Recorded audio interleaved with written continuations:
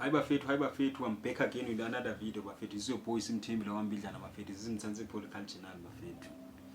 So this is article written by Simon Majadibodu. It says EFF's Julius Malema is quietly singing Hallelujah Hosana over Trump's Musk fallout. Because Vele was the target. They even played his video there by the White House when the president was meeting our president Ramaphosa, and he asked, why this man is not in jail? Huh? Then Ramaphosa tried to maneuver his way out of that question. EFF Julius Malema is quietly singing Hallelujah Hosana over Trump's Musk fallout. EFF leader Julius Malema is quietly enjoying the dramatic fallout between US President Donald Trump and billionaire Elon Musk. The two figures who have long criticized him over his outspoken rhetoric, radical political views, including the controversial Kiss the Bua chant, which is I don't agree with. I don't like that song. Julius Malema need to drop that song. It's unnecessary. It's 2025 now. We need to move forward. Julius, please drop that song. It's a hit song, but drop it now. The two had previously accused Malema of inciting violence against white farmers. The Red Berets have denounced the claim. The latest split between the former allies who were once bound by political interest appears to align with Malema's long-standing opposition to both. Trump, in a televised Oval Office tirade, said he was very disappointed in Musk after the tech billionaire criticizing his spending bill. Musk fired back on X, formerly Twitter, accusing Trump of ingratitude, claiming credit for his 2024 win, and even referencing unverified claims linking Trump to Jeffrey Epstein. Which are serious accusations, guys. Marabo Trump naba creep, about Trump. It's like American elites in the creep. I don't know how about our elites, but American elites, they very creep, those elites. The feud has politically and economic fallout. Tesla share dropped, Musk threatened to withdraw from a major US space program, and Trump also hinted that at pulling Musk government contracts. The clash comes amid rising tension between the US and South Africa. Tensions between the two countries have intensified since Trump's second term. Last month, during a high-level meeting with President Cyril Ramaphosa and the Trump administration in Washington and aimed at mending diplomatic relations between the two countries, Malema took center stage. Trump played the clips of Malema singing Kiss the Bua, Kiss the Farmer chant, which he accused incite violence against white farmers, but the Red Berets rubbishes the claim. Trump was called for Malema's arrest and denouncement South Africa's land reform as land seizures, which they explained. IOL News previously reported that Malema has vowed to continue singing the controversial song despite strong criticism from Trump. The US also cut HIV and AIDS funding and granted refugee status to 49 white South Africans claiming racial discrimination, which Pretoria has vehemently rejected.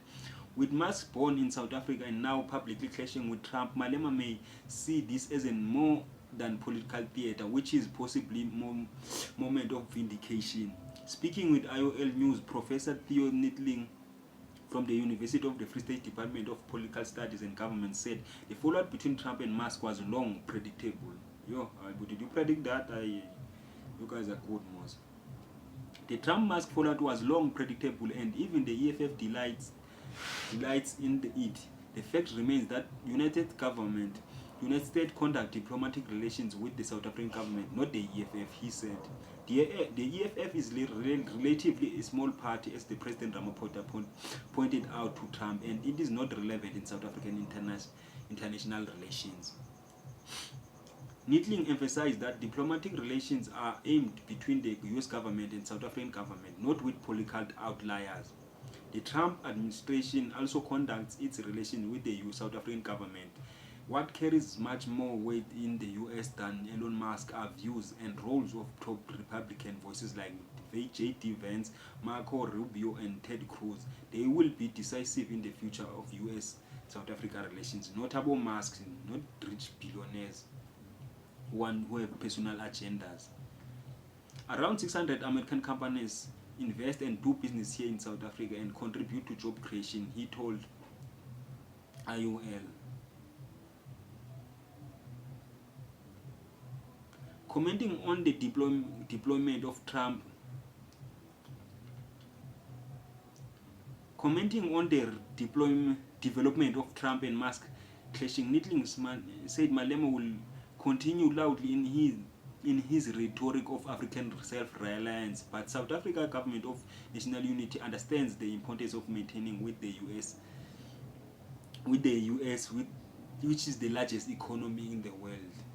Around 600 American companies invest and do business here in South Africa that contribute to job creation, he told IOL. The Minister of Finance, Ino Kotongwana, also rightly pointed out recently that if the US does not want to do business with a country, it places that country on the periphery of international trade and investment. According to Nettling, the Trump and Musk fallout will have no impact on the future of US-South Africa relationship. Again, top Republican voices like J.D. Vance, Marco Rubio, and Ted Cruz are what matter, as well as those of senior officials in the White House. Meanwhile, independent political analyst Goodenough Mashego also expressed his views on the Trump and Musk fallout, adding that Malema is probably enjoying seeing the two clash. Obviously, you wouldn't enjoy that one. I think Julius is really enjoying, is really revealing at what is happening, because it absorbs him in a way to say, look, two liars are now fighting. You know, they say, do not disturb. Napoleon Bonaparte once said, don't disturb your enemy when he's making a mistake. Mashego said he believes that Malema is currently not in any mood to disturb what he calls enemies as they make mistakes. I hope he doesn't tweet. I hope he just watches the show. He just enjoys reading Elon Musk and Donald Trump through social media tweets, so that I think it's a marvel. He added, think EFF, I think Julius Malema, he now knows that the few person who has been whispering into Donald Trump's eye is no longer in the picture, which means the rhetoric from the part of the White House towards him is going to limited, because Trump doesn't have an original opinion. There's no one who's whispering on his ear, I was born in South Africa, I know they killing her, man, come on. Musk, I'm disappointed. I'm probably never liked you, I never knew you, man. But Donald Trump, I was disappointed in him. How can you believe these people? You have the most advanced intelligence in the universe, the CIA, and when you just believe in some guy. All that he's saying is in his megaphone. He just saying that other people want him to say. So I think this is really the end of the queue between the boys Karat that Donald Trump used to stage. And it's the end of that whole obsession by Donald Trump with Elon Musk, because going forward with the boys, because going forward, whatever Elon Musk says relating to South Africa, I think one of the people is going to really try to ridicule it. It will be Donald Trump. So they have two fools, two buffoons really ridiculing each other. Mashego added. He described the fallout between the Trump and Trump as a Christmas for EFF. Well, I don't think it really gives Malema a chance to push his message of self-reliance, because self-reliance needs to be pushed through rhetoric. It needs to be pushed through doings. IOL News has sent questions to EFF requesting their input on the latest development between Trump and Musk, and will be updated once received. So guys, yeah, it's been happening, guys. It's been happening. And I'm just glad that my president Donald Trump is coming to his senses, and he saw what he saw the truth that there is no genocide in South Africa. Those people are not violent. They're just doing laws that are trying to rectify the imbalances of the past, not the other way around. We're not reversing the apartheid. There is reverse apartheid in South Africa. Reverse apartheid, what resources do we hold? What position of power can we prevent white people from getting? Because black people in South Africa have no power, even those one in government. They just steal our money from the blacks. They're not stealing from anyone, they're stealing from the black people. That's why most of our people are poor now. They can't improve their lives. Their towns are deteriorating because the ANC government and they're stealing from the poor, guys. They're not stealing from the rich. Anyway, subscribe, like, Buffet. This is your boy Sim Mzansi Political Channel. See you on the next video.